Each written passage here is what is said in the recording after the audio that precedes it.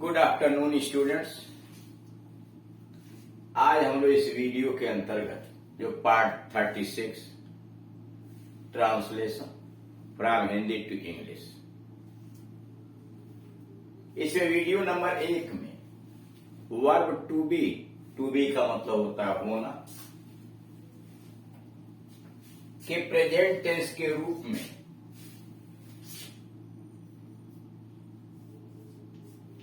होना।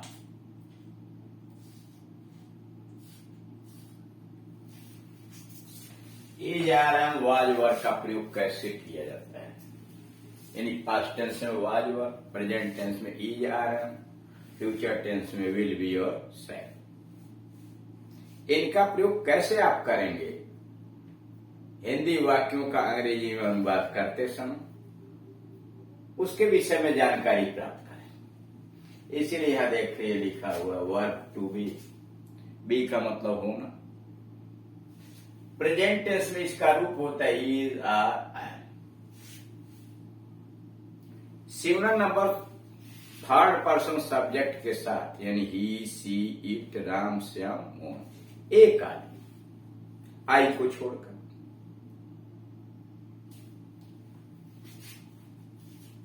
मुख्य क्रिया के स्थान पर इज का प्रयोग होता है, यानी कर्ता अगर सिंगुलर नंबर थर्ड पर्सन है, जैसे ही है, सी है, इट है, राम, सीता, मोहन, कोई एक व्यक्ति आई को छोड़कर, तो उसके लिए इज का प्रयोग करेंगे है के अर्थ में, हिंदी के है के अर्थ में।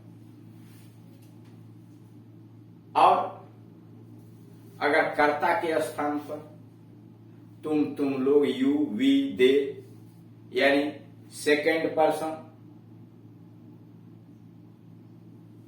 और आई को छोड़कर फर्स्ट पर्सन वी, यानी we, you, they, boys, girls, यानी एक से अधिक हो, बहुवचन हो, तो उसके जगह पर आर लगाते हैं। आई के साथ एम लगता है हूं के लिए। हिंदी के अंतर्गत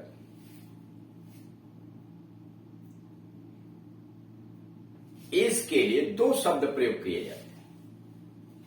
कहीं है लिखा होगा, कहीं है लिखा होगा।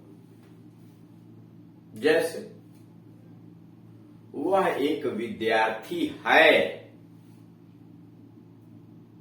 लेकिन वही किसी बड़े व्यक्ति के लिए सम्मान प्रदर्शित करने के लिए एक ही व्यक्ति के लिए हैं लिख दिया जाता है, जबकि हैं बहुवचन।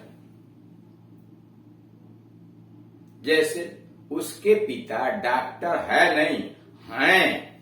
अब यह है क्यों लगा हुआ, देखने में तो बहुवचन है, लेकिन ऐसा इसलिए है कि सम्मान प्रकट करने के लिए कभी कभी एक व्यक्ति को भी, सिंगुलर नंबर थर्ड पर्सन को भी हैं से संबोधित कर दिया जाता है। और पास्ट टेंस में भी ऐसे ही हो जाता है। जैसे मान लीजिए कहना वह एक विद्यार्थी था, ही वॉज ए स्टूडेंट, लेकिन उसके पिता अध्यापक थे। पिता तो एक ही है ना, his father was a teacher. अंग्रेजी में तो वाज लगेगा सभी के लिए, चाहे वो छोटा हो बड़ा हो, लेकिन हिंदी में था के जगह पर थे या थी। जैसे श्रीमती इंदिरा गांधी भारत की प्रधानमंत्री थी नहीं, थी।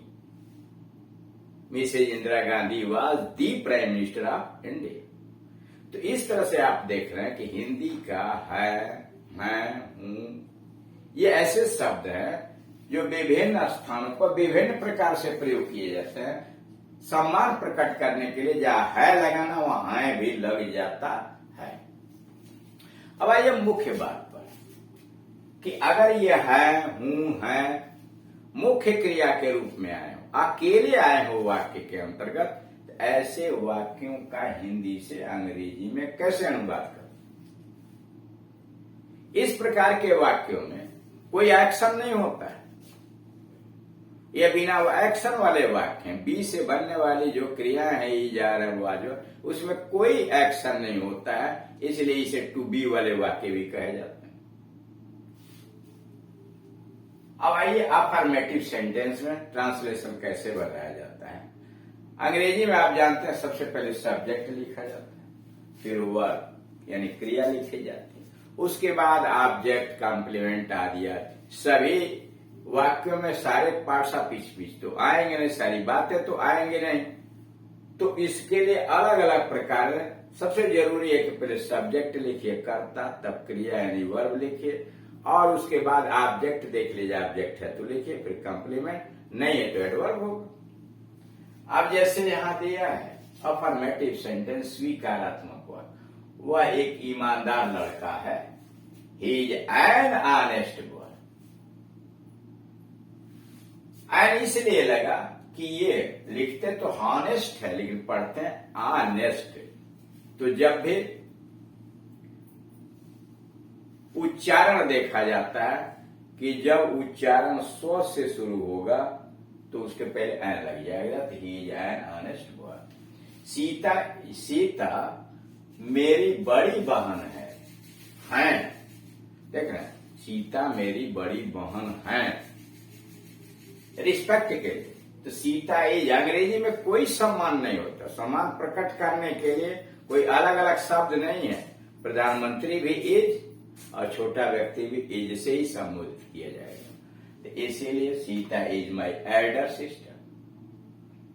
तीसरा, तुम अध्यापक हो, यू के साथ आर लगता है, you R a teacher.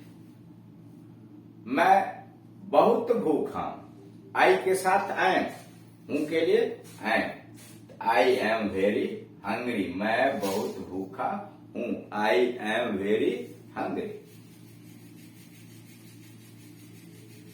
Number 5, मैं एक विद्यार्थी हूं, आई एम ए स्टूडेंट।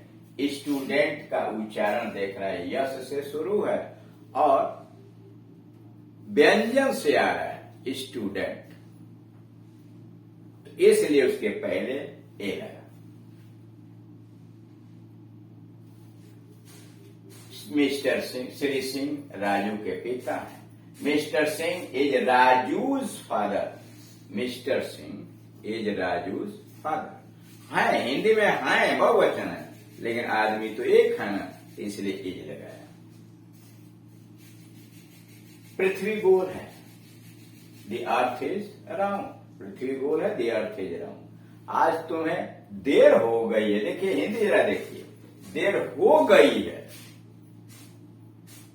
अब इसके अलग से कोई क्रिया को ढूंढने की जरूरत नहीं है। आज तुम्हें देर हो गई है मतलब आज तुम देर से हो, आज तुम देर हो, सीधे यू आर लेट टुडे। देखिए हिंदी में मतलब निकाला जाता, अर्थ निकालता, हो गई है मतलब देर हो। शीला मेरी बहन लगती है, जरा देखिए लगती है, अब लगने की अंग्रेजी मत ढूंढिए, सीधे है कहिए, शीला मेरी बहन है, तो शीला इज माई सिस्टर। लगती है जगह पर है, शीला इज माई सिस्टर। यानी आप देख रहे हैं उसी इज आरएम के लिए हिंदी दूसरी भी आ जा रही, लगती है। 2 और 2 4 होते हैं भाई, इज आरएम का मतलब होना तो होता ही है, तो 2 and 2 are 4, 2 and 2 are 4 होते हैं। छुपते हुए सूर्य का रंग कुछ पीला होता है, यहां भी होता है, तो the colour of the setting sun, the colour of setting sun is a bit yellowish, कुछ पीला सा, इज ए बिट येलोइश। इस समय वह स्कूल में है, he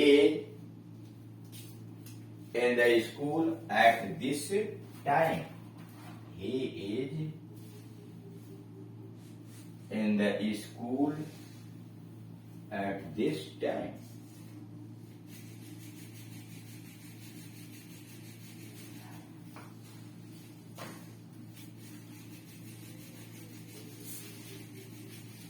नेगेटिव सेंटेंस, निषेधात्मक वाक्य। वह एक ईमानदार लड़का नहीं है। he is not an honest boy. वह एक ईमानदार लड़का नहीं है। he is not an honest boy. Sita मेरी बड़ी बहन नहीं है। Sita is not my elder sister. Is are am के बाद नॉट का प्रयोग कर दिया जाता है। निगेटिव बनाने के लिए इज आर एम के बाद नॉट लगा दीजिए। तो he is not an honest boy. Sita मेरी बड़ी बहन नहीं है। Sita is not my elder sister. Number 3, तुम एक अध्यापक नहीं हो। You are not a teacher. Are के बाद not, you are not a teacher. मैं बहुत भूखा नहीं हूं। I am not very hungry. I am not very hungry. Saroj और शीला फाटक पर नहीं है। सरोज एंड शीला दो हो गए ना। Are not at the gate. Saroj and Sheela are not at the gate. Interrogative sentences, प्रश्नवाचक वाक्य या प्रश्न सूचक वाक्य। क्या वह ईमानदार लड़का है? प्रश्न अगर क्या से शुरू है तो इज आर एम को यानी क्रिया को कर्ता से पहले लिखते हैं। क्या वह ईमानदार लड़का है? Is he an honest boy. देख रहे हैं ना, सबसे पहले इज आर एम में से कर्ता के अनुसार लगाइए। Is he an honest boy. क्या सीता मेरी बड़ी बहन नहीं है?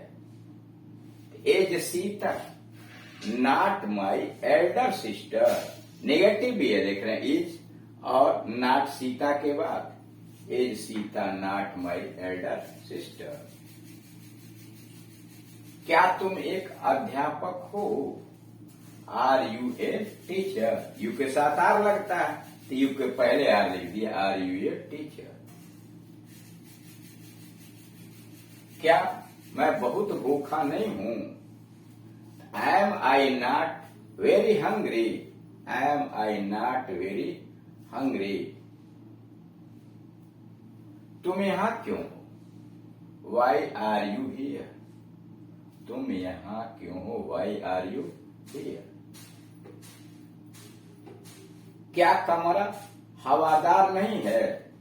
Is the room not airy. Is the room not airy. क्या कमरा हवादार नहीं है? नंबर 5, प्रश्न यहां देख रहे हैं 5वें नंबर, तुम यहां क्यों हो? तो क्योंकि अंग्रेजी वाई लगाया, तब क्रिया लगाया, तब कर्ता लगाया, बाकी चीजें उसके बाद। यानी पहले प्रश्न सूचक सब, तब इज आर एम में से, फिर कर्ता और बाकी शब्दों को लिखने के बाद लास्ट में क्वेश्चन मार्क। 7वां, तुम्हारे पिता कहाँ हैं? तो सबसे पहले कहाँ की अंग्रेजी लिखिए, where. Where is your father. Your father एक है ना, तो इसलिए is. Where is your father. पहले प्रश्न सूचक शब्द की अंग्रेजी, फिर क्रिया लगाइए, फिर कर्ता लगाइए, बाकी चीजों के बाद क्वेश्चन मार्क। वह क्या है? क्या का मतलब बीच में क्या आया है ना, तो व्हाट। What is that. वह क्या है? What is that. कौन भूखा नहीं है? कौन की अंग्रेजी who is not hungry. Who is not hungry. उगते हुए सूर्य का रंग कैसा होता है? How is the colour of rising sun. How is the colour of rising sun. इस तरह से आप देख रहे हैं कि बी से प्रेजेंट टेंस में बनते is are am. Singular number third person के साथ इज लगाइए, जैसे he she it Ram Shyam Mohan. I के साथ एम लगाइए और बाकी शेष यू वी दे बहुवचन के साथ आर का प्रयोग कीजिए। ठीक, नेगेटिव बनाना हो तो is are am was were के बाद नॉट का प्रयोग कर लीजिए। प्रश्न बनाना है, अगर प्रश्न क्या से शुरू है तो वाक्य में सबसे पहले इज आर एम कर्ता के अनुसार आएगा। ठीक, अगर इंट्रोगेटिव नेगेटिव है तो इज आर एम को पहले लिखिए, फिर कर्ता लिखिए, उसके बाद नॉट लिखिए, बाकी शब्दों की अंग्रेजी लिखने के बाद लास्ट में क्वेश्चन मार्क लगाइए। ठीक।